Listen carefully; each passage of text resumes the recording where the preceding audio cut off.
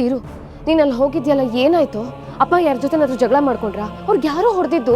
ಅಕ್ಕ, ನಾನು ಅಲ್ಲಿ ಹೋಗೋ ಅಷ್ಟರಲ್ಲೇ ಅಪ್ಪ ಆಲ್ರೆಡಿ ಪ್ರೆಗ್ನೆಂಟ್ ಆಗಿ ಬಿದ್ದಿದ್ರು. ನಾನು ಇಮಿಡಿಯೇಟಾಗಿ ಆ್ಯಂಬುಲೆನ್ಸ್ ಮಾಡಿ ಕರ್ಕೊಂಬಂದೆ. ಅಪ್ಪನ ಜೊತೆ ಯಾವಾಗಲೂ ಇರ್ತಾರಲ್ಲ ಅವ್ರ ಫ್ರೆಂಡ್ಸು, ಅವ್ರು ಯಾರೂ ಇರಲಿಲ್ವಾ ಅಲ್ಲಿ? ಆ ಟೆನ್ಷನಲ್ಲಿ ಅಪ್ಪನ ಫ್ರೆಂಡ್ಸ್ ಯಾರು ಅಂತ ಹೆಂಗಕ್ಕ ಗೊತ್ತಾಗುತ್ತೆ? ಅಲ್ಲಿ ಯಾರೋ ಸ್ವಲ್ಪ ಜನ ಇದ್ರು, ಅವ್ರ ಹೆಲ್ಪ್ ತೊಗೊಂಡೆ ಇಲ್ಲಿ ಕರ್ಕೊಂಬಂದಿದ್ದು. ತ್ರಿಪುರ, ಅವನಿಗೇನೇ ಗೊತ್ತಾಗುತ್ತೆ ಪಾಪ. ಇಷ್ಟಾರು ಮಾಡಿದಾನಲ್ಲ, ಇವತ್ತು ಅವನಿಲ್ಲ ಅಂದಿದ್ರೆ ಏನು ಗತಿ ಆಗಿರೋದು? ಸರಿಮ್ಮ, ನೀನು ದಯವಿಟ್ಟು ಸಮಾಧಾನ ಮಾಡ್ಕೊ. ನೋಡು, ನಾವೆಲ್ಲ ಇದೀವಲ್ವಾ, ಅಪ್ಪಂಗೇನೂ ಆಗಲ್ಲ. ಅದೇನು ಮಾಡಕ್ಕೆ ಹೋಗಿದ್ರೋ, ಅಲ್ಲೇನಾಯ್ತು? ಇವ್ರು ಬೇರೆ ಪೊಲೀಸು ಕೇಸು ಅಂತೆಲ್ಲ ಹೇಳ್ತಿದ್ದಾರೆ.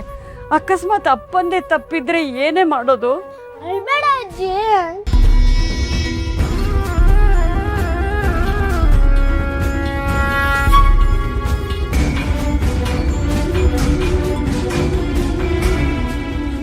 ಅಯ್ಯೋ, ಒಳಗಡೆ ಏನಾಗಿದೆಯೋ ಏನೋ.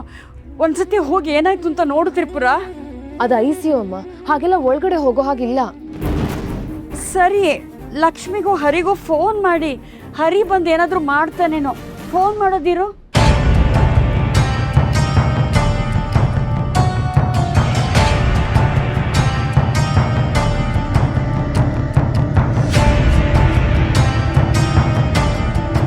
The number you are trying to call is currently switched off. ಅಮ್ಮ, ಅಣ್ಣನ ಫೋನ್ ಸ್ವಿಚ್ ಆಫ್ ಬರ್ತಿದೆ. ಅಯ್ಯೋ ದೇವ್ರೆ, ಸರಿ ಲಕ್ಷ್ಮಿಗಾದ್ರೂ ಮಾಡೋ.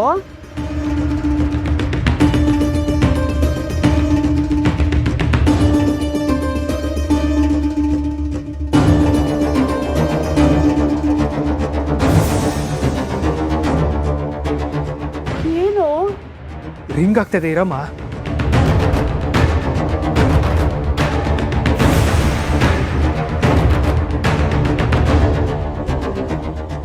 ಮೇಡಮ್, ಪೊಲೀಸ್ ಕಂಪ್ಲೇಂಟ್ ಆಯ್ತಾ? ಬೇಗ ಮಾಡಿ, ಇಲ್ಲ ಟ್ರೀಟ್ಮೆಂಟ್ ಡಿಲೇ ಆಗುತ್ತೆ. ಅಯ್ಯೋ ದೇವ್ರೆ, ಹಾಗೆಲ್ಲ ಹೇಳಬೇಡಿಮ್ಮ. ನಾವೇನೋ ಮಾಡ್ತೀವಿ, ನೀವು ದಯವಿಟ್ಟು ಟ್ರೀಟ್ಮೆಂಟ್ ಶುರು ಮಾಡಿ. ಜೀವಕ್ಕೇನಾದರೂ ಅಪಾಯ ಆದರೆ ನಾವು ಜವಾಬ್ದಾರರಲ್ಲ. ಶೋ ಭಗವಂತ, ಯಾಕೆ ಹೀಗೆಲ್ಲ ಕಷ್ಟ ಕೊಡ್ತಾ ಇದೆಯಾ ನಮಗೆ? ಅಮ್ಮ ಪ್ಲೀಸ್, ನೀನು ಸಮಾಧಾನ ಮಾಡ್ಕೊ ಅಮ್ಮ. ದೀರು, ಹರಿಗೋ ಲಕ್ಷ್ಮಿಗೋ ಕಾಲ್ ಕನೆಕ್ಟ್ ಆಯ್ತಾ? ಅವ್ರು ಬರ್ತಿದಾರಾ? ಇಲ್ಲ ಅಮ್ಮ, ಅದಕ್ಕೆ ಫೋನ್ ರಿಂಗ್ ಆಗ್ತದೆ, ಆದರೆ ರಿಸೀವೇ ಮಾಡ್ತಿಲ್ಲ.